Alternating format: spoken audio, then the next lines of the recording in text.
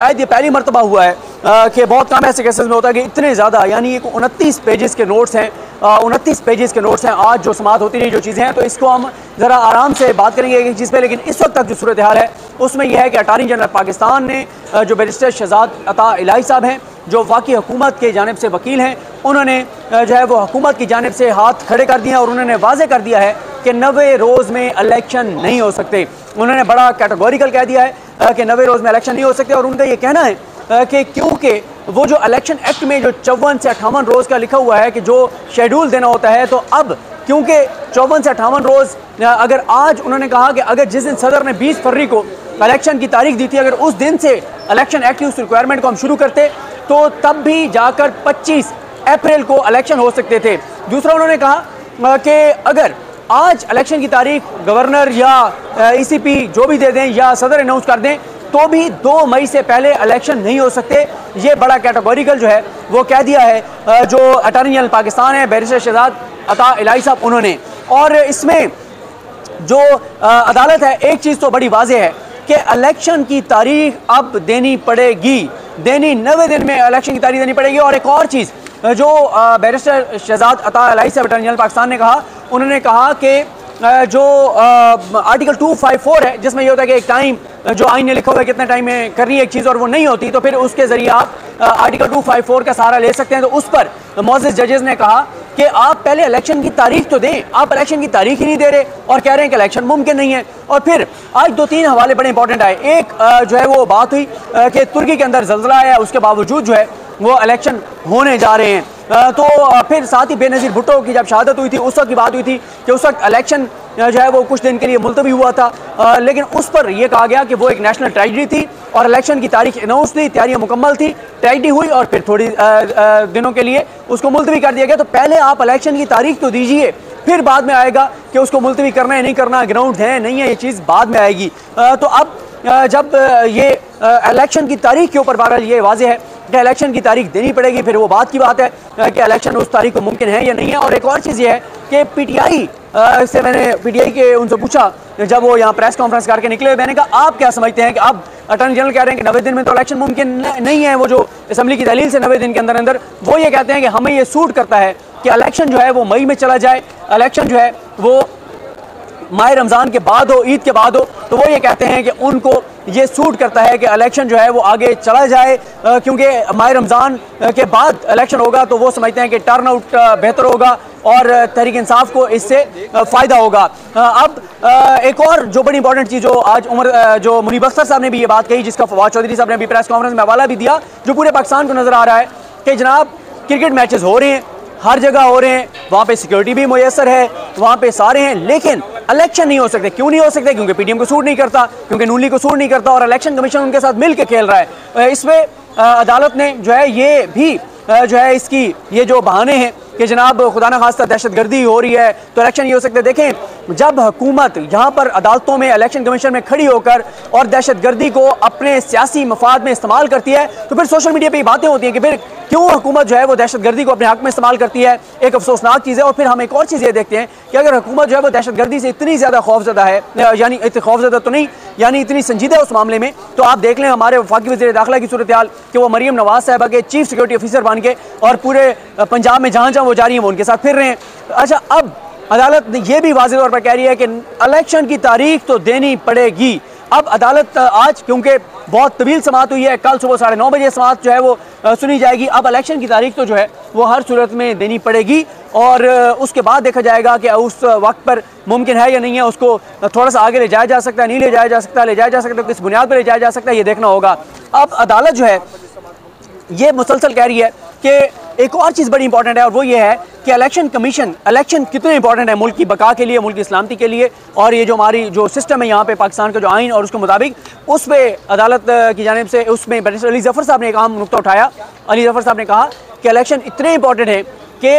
Election commission को वो इख्तियारात दे दिए गए हैं इलेक्शन कराने के मामले में जो शायद सुप्रीम कोर्ट के पास हैं। यानी जब इलेक्शन कमीशन जो है वो इलेक्शन कमीशन को कराना होगा तो फिर तमाम इदारे कॉन्स्टिट्यूशनल ड्यूटी है उनकी कि उनको ओबे करना है इलेक्शन कमीशन ऑफ पाकिस्तान को। इसमें एक और जो डेवलपमेंट है वो ये है कि वैसे तो जो सदर पाकिस्तान होते हैं उनके जो नुमाइंदगी करते हैं अदालतों में वो अटॉर्नी जनरल पाकिस्तान करते हैं, लेकिन एक चीज़ अब ये हुई है कि सदर पाकिस्तान की जानिब से जो उनके सेक्रेटरी हैं वो पेश हुए और उन्होंने अदालत को बताया कि क्योंकि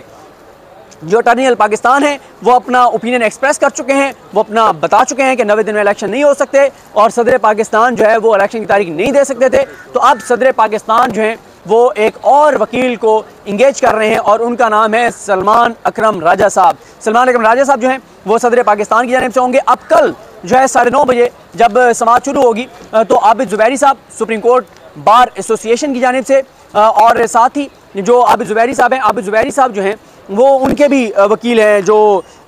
ये शोएब शाहीन साहब हैं उनके भी वो वकील हैं। उसके बाद जो है वो अटॉर्नी जनरल पाकिस्तान दलाइल देंगे। अटॉर्नी जनरल पाकिस्तान के बाद जो है वो दलाइल देंगे, अगर कोई एडवोकेट जनरल में से बात करना चाहेगा वो करेंगे। साथ ही फिर अगला जो होगा वो होगा फारूक नाइक साहब बात करेंगे पीपल्स पार्टी की जानिब से, PDM की जानिब से, और साथ ही उसमें कोई ऐड करना चाहेंगे तो नून लीग के वकील जो हैं मंसूर उस्मान अवान साहब वो करेंगे। और उसके अलावा मंसूर उस्मान अवान साहब के अलावा जो है वो होंगे कामरान मुर्तज़ा साहब जो कि JUIF के जो हैं वो वकील हैं। तो ये अब कल इन नुकात पे अदालत ये मामला देखने जा रही है कि इलेक्शन की तारीख, क्योंकि देखें जो गवर्नर हैं, पंजाब के गवर्नर हैं, वो ये कह रहे हैं कि मैंने क्योंकि असम्बली को तहलील नहीं किया, क्योंकि मैंने दस्तखत नहीं किया असम्बली पे, तो लिहाजा मैंने इलेक्शन की तारीख नहीं देनी। और बैरिस्टर जफर साहब का पॉइंट ये था कि अगर गवर्नर जो है वो कहते हैं कि मैंने तहलील नहीं की असम्बली, तो फिर यह है कि फिर जब गवर्नर नहीं कर रहे और आइन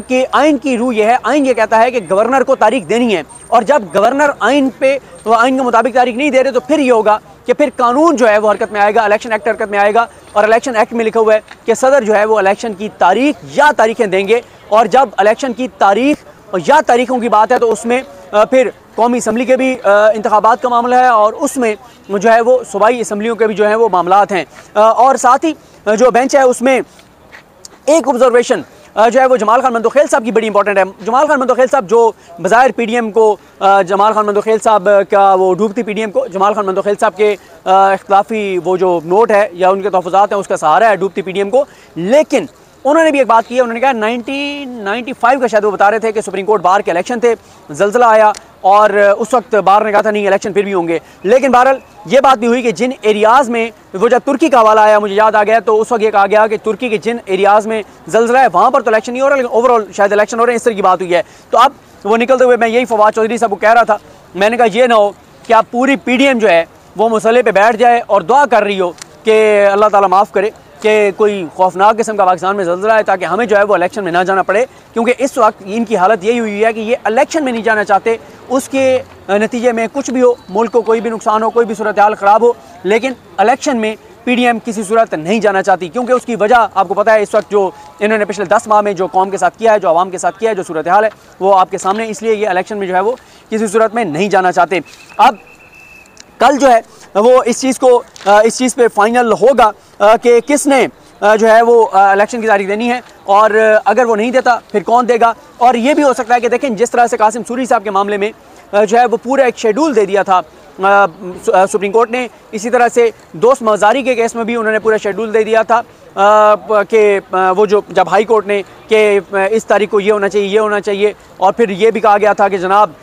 वो आपको याद होगा कि अगर गवर्नर जो हैं वो हलफ नहीं लेते वज़ीर आला पंजाब से तो फिर स्पीकर कौमी असम्बली लें। इसी तरह से उधर आपने देखा था कि सुप्रीम कोर्ट ने कहा था कि अगर परवेज़ इलाही से गवर्नर हलफ नहीं लेते तो फिर सदर पाकिस्तान लें। तो इस तरह की मिसालें जो हैं वो मौजूद हैं कि सुप्रीम कोर्ट ने ये शेड्यूल दी हैं। तो ये बिल्कुल हो सकता है कि सुप्रीम कोर्ट ये कह दे कि गवर्नर जो हैं वो इलेक्शन की तारीख दें फ़लाँ दिन को, यानी उस दिन को वो इलेक्शन की तारीख दें। अगर वो गवर्नर का कहते हैं या वो ECP का कहते हैं या वो सदर का कहते हैं और उसके बाद ये चीज़ें होंगी तो सुप्रीम कोर्ट उसको कर सकती है, ये कोई बैद नहीं है। क्योंकि यहाँ पर आइनी रिक्वायरमेंट का मामला है। आइनी रिक्वायरमेंट यह है कि 90 रोज़ में इलेक्शन होने हैं, और अब अटॉर्नी जनरल पाकिस्तान कह रहे हैं कि हम ऑलरेडी उस बार को क्रॉस कर चुके हैं, 90 रोज़ में इलेक्शन जो है वो नहीं हो सकते। और वो ये कह रहे हैं कि जनाब अब हमें जो है वो 254 के ऊपर हम चले गए हुए हैं, आर्टिकल 254 आइन का आर्टिकल, जो कि ये कहता है कि अगर एक टाइम जो पीरियड है उसमें नहीं होता तो फिर उसको आर्टिकल 254 का जो है वो सहारा लिया जाता है। अब सुप्रीम कोर्ट ऑफ पाकिस्तान में कल जो है सुबह 9:30 बजे समाअत शुरू होगी। 5 जजेज़ हैं, 4 जजेज़ जो हैं वो अलग हो चुके हैं केस से। वो जो एक रिटन ऑर्डर आया है सुप्रीम कोर्ट का, उसमें बड़े इंपॉर्टेंट पॉइंट्स हैं, किस किस जज ने जो है वो क्या कहा है, उस पर भी हम जो है वो बात करेंगे। तो अभी आप ज़रा ये मंज़र देखें सुप्रीम कोर्ट का, और सुप्रीम कोर्ट के दामन में जो है ये मारगला की पहाड़ियाँ हैं। और